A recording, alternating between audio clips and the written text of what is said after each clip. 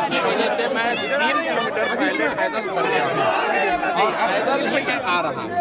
बीच में जितने गांव पड़े हैं कहीं पर प्रशासन ने नहीं रोका, कहीं पर परमिशन की बात नहीं कही। हर जगह लोगों ने कहा कि उनको 2 लाख रुपया नहीं मिला है। हर जगह महिलाओं ने, वृद्धों ने, लोगों ने ये कहा कि यहाँ पर भारी भ्रष्टाचार हो रहा है। एक मिनट रुकिए भाई। और जितने दलित समाज, महादलित समाज के लोग मिले, उन्होंने कहा कि उनको 3 डिसमिल जमीन नहीं मिला। यही पूछते हुए हम लोग आ रहे हैं। अब यहाँ पर प्रशासन ये कह रहा है आप सब जगह जा सकते हैं, कल्याण बिगहा नहीं जा सकते। क्यों नहीं जा सकते हैं? वो कह रहे हैं हमको नहीं मालूम है, ऊपर से आदेश है।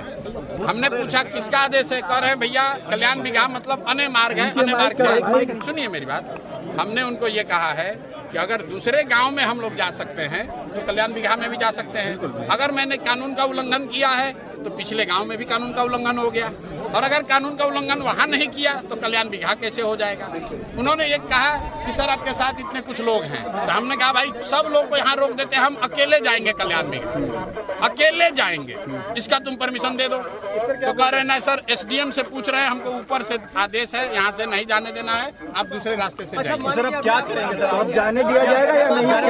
अरे भाई देखिए हम लोग कानून को मानने वाले, आगे क्या स्ट्रेटजी आगे हमने ये कहा है, सुनिए हमने उनसे कहा अगर हम यहाँ आपकी बात न माने तो आप क्या कीजिएगा?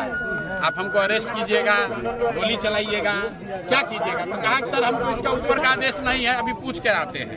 तो पूछने गए हैं तो कल्याण है सर, जाइएगा या नहीं? कल्याण का 8,000 ऐसा है परमिशन। जब पीछे गांव में बैठे, जब आप रास्ता में आप आते हैं, हमको पब्लिक मीटिंग तो कर नहीं रहे हैं, हम पीछे गांव में पैदल चलते हुए आ रहे हैं, तो उसका भी परमिशन नहीं हमारे पास। कहाँ परमिशन सरकार मांगे?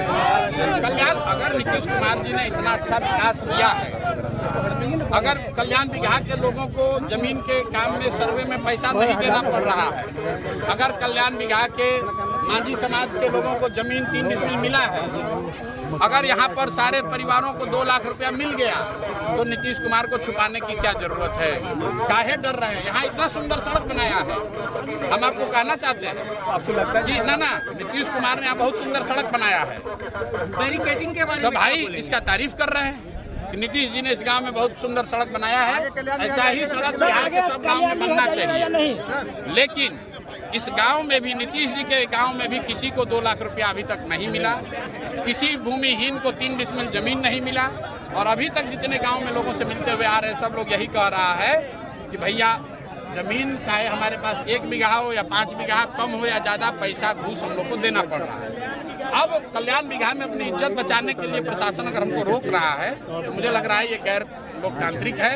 और बिहार में ये नई परिपाटी शुरू हुई है। देखिए अभी 2 दिन पहले राहुल गांधी आए थे, बिहार में पहले ये नहीं होता था।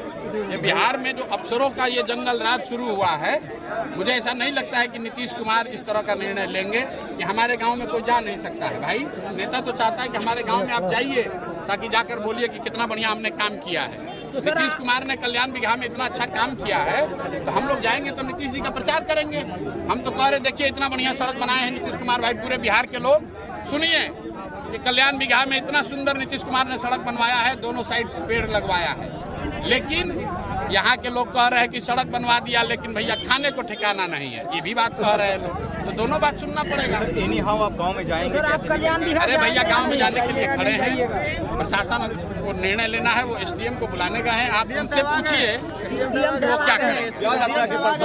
हमारे पास अरे भाई प्रशासन को हमसे क्या घबराना, हम निहत्ते आदमी हैं, पैदल चल के आ रहे हैं। आप एसपी साहब से आप लोग पूछिए जाकर।